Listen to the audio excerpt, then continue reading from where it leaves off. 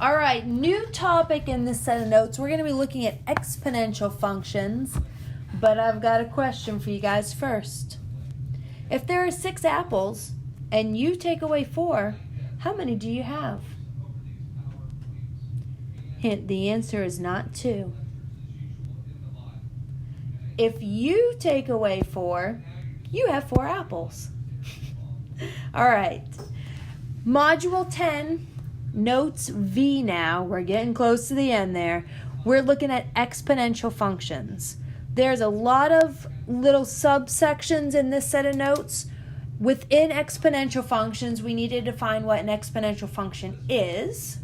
We need to graph some exponential functions, discuss their transformations, look at some application problems, and then we're also going to explore a number called Euler's number. All right, so first up, let's define an exponential function. A function that is of the form f of x equals a to the x is what's considered an exponential function. Notice that in this exponential function, my variable is in the exponent.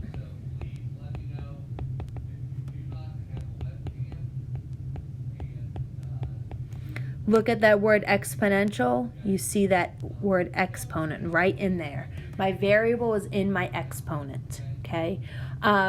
When we talk about exponential functions, that a, my base value, is always going to be greater than 0, and it can't equal 1, because 1 to anything is 1.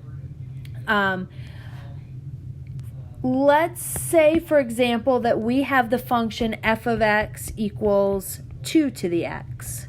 This is an exponential function because my variable's in the exponent.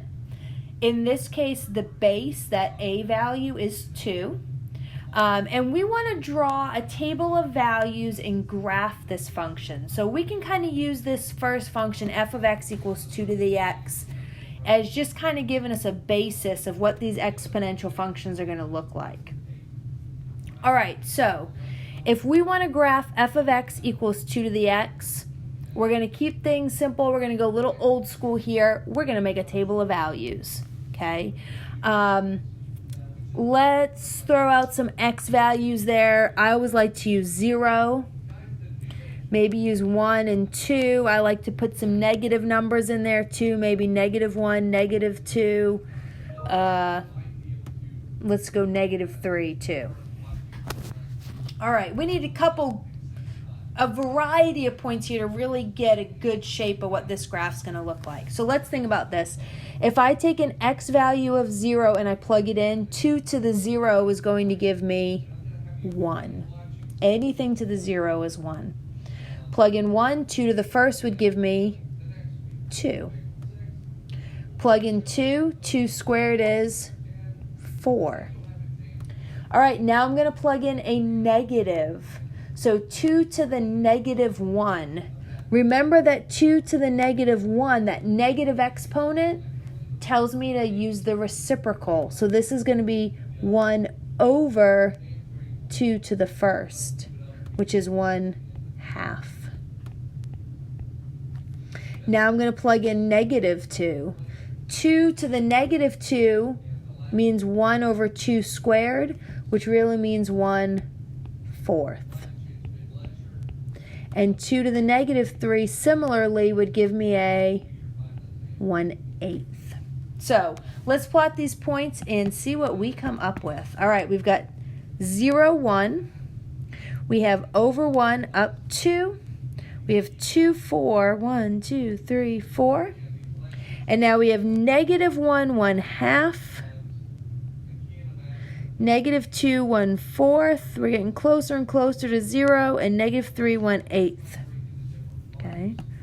So when I connect the dots here, I am going to get the following graph. This is what f of x equals 2 to the x looks like. And you're going to find in general that this is the shape exponential functions take. We didn't have this in our parent functions earlier in the semester, but this is one you want to add to your repertoire now. We know that this function is increasing. So it's going up from left to right. What else could you tell me about this based on previous information? Sure, it's got a y-intercept of 0, 1. That's a good key fact to know. It has no x-intercept. And this is going to have what we call a horizontal asymptote. This graph gets closer and closer to 0 as we go further to the left. See how it went 1/2, 1/4, 1/8. The next one would be 1/16. They're getting smaller and smaller and smaller. It has a horizontal asymptote at y equals 0.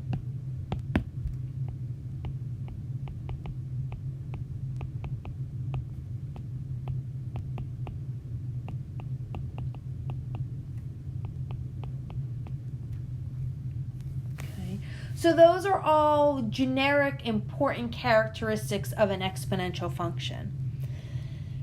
Now, remember that this base value is always going to be greater than 0. In this case, my base value was 2. It can, however, be a fraction. It can be some fraction between 0 and 1. So in this next example, we're going to look at f of x equals 1/2 to the x, okay? Let's use those same x values. So we had 0, 1, 2, -1, -2, and -3. Okay, anything to the 0 is 1, so 1/2 to the 0 is still 1. 1/2 to the first would give me 1/2. Now, when I do 1/2 squared, realize that 2 belongs to the numerator and the denominator. So it's like 1 squared over 2 squared, which would be 1/4. Okay, if I plug in a -1, remember that exponent, when it's negative, means to find the reciprocal. So the reciprocal there is going to be 2 over 1, which is just 2. Now I'm going to have 1/2 to the -2. I'm finding that reciprocal, but now I need to square it. This is going to give me 2 squared over 1 squared, which will give me 4 over 1, which is 4.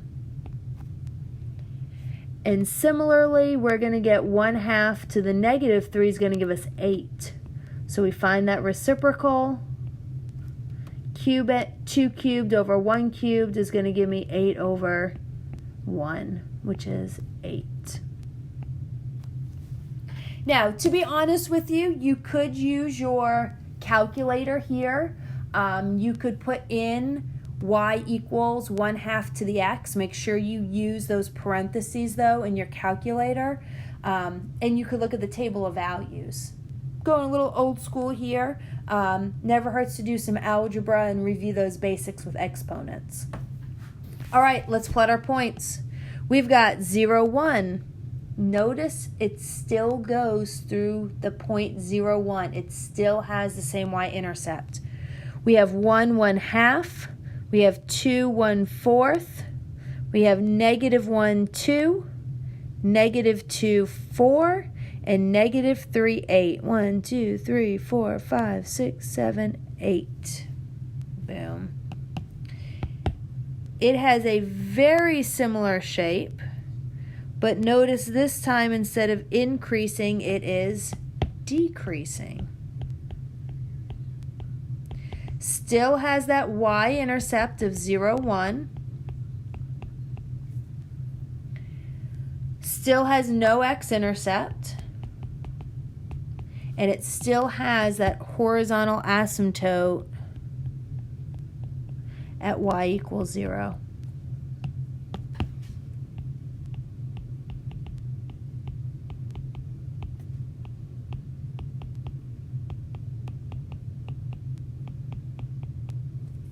So that a value is going to impact whether our function is increasing or whether it's decreasing. But notice, other than that, it has a very similar shape.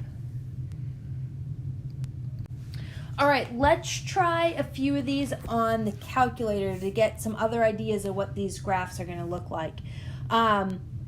The difference now that we're at home is I don't have that same graphing calculator emulator of the TI-84. So you're going to see this looks a little bit different than yours, but if you do need help on your individual calculator, please reach out to me. In your TI-84, you would want to go to the Y equals button, and you would type in 1.2. You'd use that caret button, and then you type in X, and then you would click graph. Okay.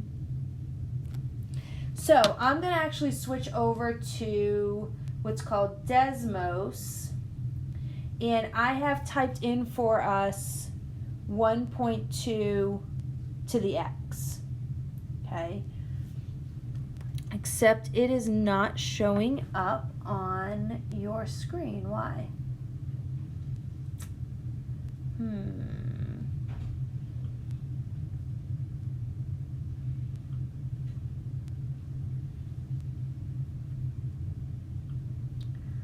All right, well, technical difficulties there.